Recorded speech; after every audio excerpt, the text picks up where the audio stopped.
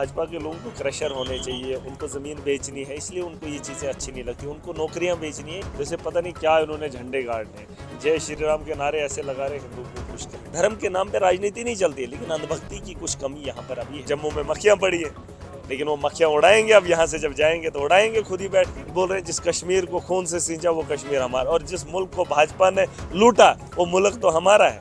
MLA डोडा महराज मलिक हमारे साथ मौजूद है, जो कि एकमात्र एमएलए है अभी असेंबली में जो आम आदमी पार्टी को रिप्रेजेंट कर रहे हैं। मलिक साहब खैर मकदम है, चूँकि दिखा 3 दिनों में काफ़ी फायर ब्रांडिंग से आपने जो है अपने आप को रिप्रेजेंट किया, लेकिन हमें एक बात समझाइए कि क्या जो कल रेजोल्यूशन पेश किया गया, क्या आप समझते हैं कि उसमें कहीं पर जिक्र है आर्टिकल 370 या आर्टिकल 370 के साथ वो मंसूब है? देखिए, रेजोल्यूशन जो लाया है उसमें सिक्योरिटी, जॉब सिक्योरिटी है, उसमें लैंड सिक्योरिटी है। बेहतर बातें होना चाहिए। देश से अलग होने का कोई नाम नहीं लिया जा रहा कि जम्मू कश्मीर को अलग हिंदुस्तान से करेंगे, वैसा कोई मामला नहीं है। जम्मू कश्मीर के हित में है, उसकी बेहतरी के लिए है। अच्छी बातें होनी चाहिए और इसमें सबको समर्थन करना चाहिए। भाजपा के लोगों को क्रशर होने चाहिए, उनको ज़मीन बेचनी है, इसलिए उनको ये चीज़ें अच्छी नहीं लगती। उनको नौकरियां बेचनी है, इसलिए वो इन सबके खिलाफ है। ये तहफ़्फ़ुज़ है जम्मू कश्मीर की आवाम का, और इसमें जम्मू के लोग और कश्मीर के लोग सब मिलकर जो है इसे देखना चाहते हैं। तहफ़्फ़ुज़ होना चाहिए और हर घर की हिफाजत करना मुझे लगता है हर आदमी की जिम्मेदारी है। और अब इनको समझ नहीं आ रही, इनको बताया गया है जय श्री राम के नारे लगा रहे, जैसे पता नहीं क्या इन्होंने झंडे गाड़ने, जय श्री राम के नारे ऐसे लगा रहे हिंदू को खुश कर रहे हैं, देश को दिखा रहे हैं कि हम जी कश्मीर की असेंबली में हंगामा कर रहे हैं। ये कोई तरीका है? काम करो ना, काम करने के लिए इनको क्रशर। मैंने असेंबली में कहा है, स्पीकर साहब तक बात पहुँचाई है कि सरकार जो है इन भाजपा के 29 एमएलए ना, इनको एक एक क्रशर और दे दो, एक एक क्रशर, एक एक ठेका इनको खोलने की इजाज़त दे दो, ये खामोश हो जाएंगे। ये इनको दिख रहा है कि आज तक हम सारा तामझाम देख रहे थे, हमने ज़मीनें बेची हैं, हमने नौकरियां बेची हैं। अब जम्मू कश्मीर की आवाम को फिर से ये उम्मीद जाग रही है कि अब जम्मू कश्मीर बदलाव की ओर जा रहा है, तो इन्हें तकलीफ हो रही है। मैं चाहता हूँ कि देश इनका तमाशा देख रहा है। रेजोल्यूशन यहाँ से पास हुआ है, अब ये खुद कहते हैं कि ये कुछ भी नहीं है। जब है कुछ भी नहीं तो फिर बात क्यों कर रहे हो? रेजोल्यूशन एक था, आ गया, निकल गया, फिर दूसरे स्टेप में उठना है, दूसरे पे बात करनी है। आज मैं थोड़ा बीमार भी हूँ, आज कुछ डिस्कशन अलग था, उस पर बहस होनी चाहिए थी, जिसमें सरकार ने एलजी के थ्रू लाया गया था। वहाँ पर कुछ बातें हुई थी, 200 यूनिट फ्री होगा, मुलाजमत मिलेगी, जो मतलब पोस्टें खाली है उनको फिल किया जाएगा, और जो नए लोग हैं उन्हें भी मौका मिलेगा, रोजगार के मौके फराहम किए जाएंगे। उस रोजगार पे बात करनी चाहिए थी। भाजपा ने तो किया नहीं। 10 साल से पूछो एलजी मनोज सिन्हा ने क्या किया? जब से एलजी मनोज सिन्हा है, इनकी सरकार दी क्या किया? शराब माफिया है, बहुत माफिया है। बस इनको वो चीज़ दिख रही है कि अब हम इक़्तिदार में नहीं, वरना अगर ये इक़्तिदार में, मोदी तो इक़्तिदार में रहा, उसने तो शड़ा झूठ बोला है 10 साल झूठी तो बोला है उसने। राम मंदिर को बेचा, लेकिन उसी राम मंदिर पे उन लोगों ने उसको धुतकार दिया। धर्म के नाम पे राजनीति नहीं चलती है, लेकिन अंधभक्ति की कुछ कमी यहाँ पर अभी है। अंधभक्ति है तो लोगों ने इनको वोट दिया, वरना इन जाहिलों को, 29 लोगों को वोट कौन देता? लेकिन जो हालात इन्होंने पैदा किए, सबसे ज़्यादा नुकसान तो जम्मू में है। आप वहाँ देख लीजिए, दरबार मुँह नहीं हो रहा, किसने नहीं किया? दरबार मुंह होता तो उनकी दुकानें चलती, नहीं हो रहा है। उनकी दुकानें चलती, उनका बिजनेस चलता है, लोग जाते वहाँ, उनके घर जो है उनकी सड़कें आबाद होती, लेकिन नहीं किया।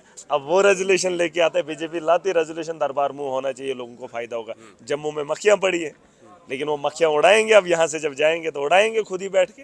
देखिए, इनको काम करने के लिए भेजा है, अब काम करें। बहुत हो गया, तुमने धर्म के नाम पे बोला हमने हिंदू चीफ मिनिस्टर बनाना है, लोगों ने मैंडेट दिया, लेकिन अब 5 साल तक उसी को रट लगा के थोड़ी बैठो। अब 5 साल सरकार से काम करवाओ, लोगों ने मैंडेट इनको दिया है, इनसे काम करवाओ, उसके अहल बनो। अब हंगामा करने की क्या जरूरत है? बस एक चीज़ रट कर आए हैं, जय श्री राम का नारा लगाएंगे, देश को बताएंगे ये हिंदुस्तान, और बोल रहे हैं जिस कश्मीर को खून से सींचा वो कश्मीर हमारा, और जिस मुल्क को भाजपा ने लूटा वो मुल्क तो हमारा है। इनको लगता है हम कश्मीर पर राजनीति पूरे देश में करेंगे, नहीं चलने देंगे। मैंने कहा 60 साल इनकी सरकार देश के अंदर नहीं आई, क्योंकि जानते थे, उस दौर के लोग जानते थे, ये उनके दलाल थे, ये उनके मुखबिर थे, आरएसएस के साथ ये लोग खड़े थे, ये दलाली करते थे, अंग्रेजों की गुलामी ये लोग करते थे, और पूरे देश को गुलाम बनवाया था, जंजीरों में जकड़ा था इन्होंने। लेकिन 10 साल वो हमारे लोग 60 साल पुराने खत्म हो गए, नई नस्ल आई, उनको जय श्री राम का नारा बोला, धर्म का ज्ञान दिया, इंसानियत को छोड़कर, तो वो लोग आगे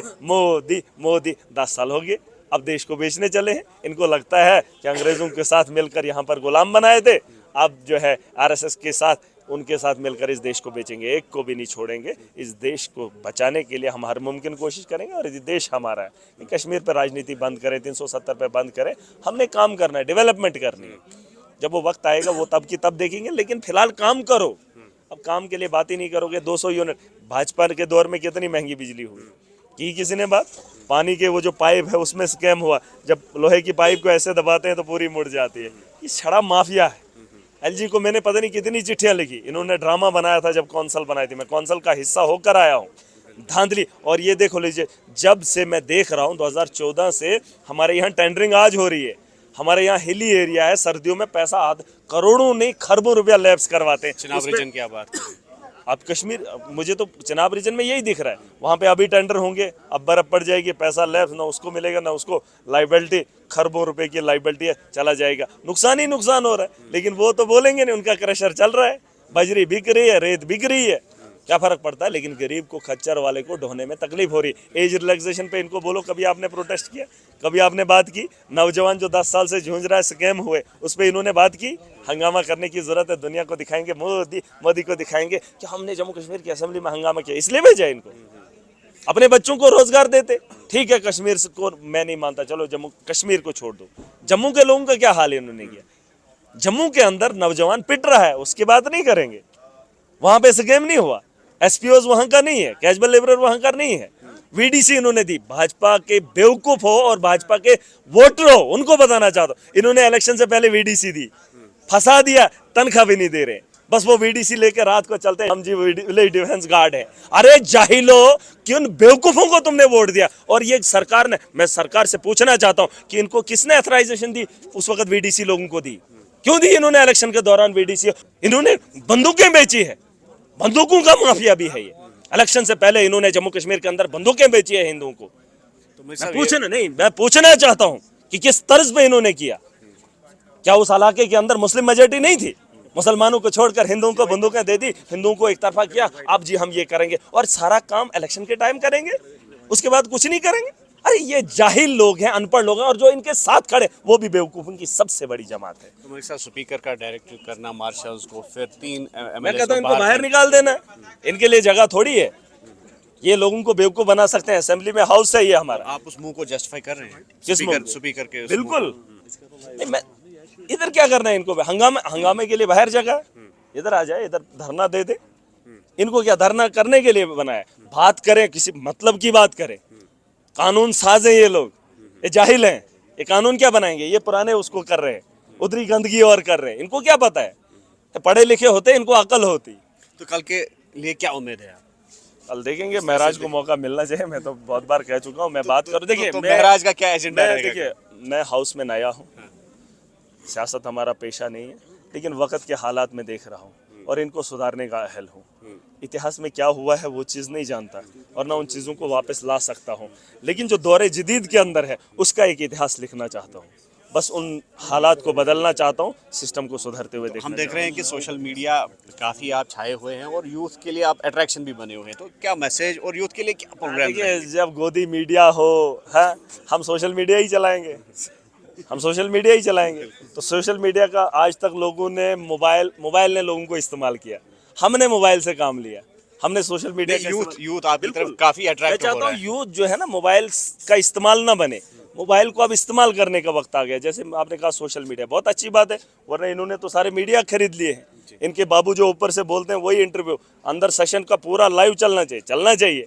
अभी तो आपने पता नहीं न्यूज़ 18 कश्मीर ने, हम तो चला नहीं, मैं वो नहीं कह रहा हूँ। महराज मलिक एक रिप्रेजेंटेटिव है, एक इलाके को, एक कॉन्स्टिट्यूंसी को रिप्रेजेंट कर रहा है और आवाम की बेहतरी चाहता हूँ। नौजवान हूँ, हमें होना चाहिए था फोकस। ये हंगामा करेंगे, पजामे कटवाएंगे, वहाँ पर भी यहाँ पर भी, तो इनको दिखाएंगे। ये चीज़ें दिखाने की नहीं है, अच्छी बात दिखाओ, कल की बात दिखाओ, बेहतरी की बात दिखाओ। मैं चाहता हूं कि लोग समझ जाएंगे और सोशल मीडिया का इस्तेमाल गलत नहीं होना चाहिए। जिस तरह से आप मेरी पहचान रखते हैं, या आपने शाम को लाइव जाते थे अपने घर से, हम अपने घर से हर शाम 9 बजे लोगों की बात रखते थे।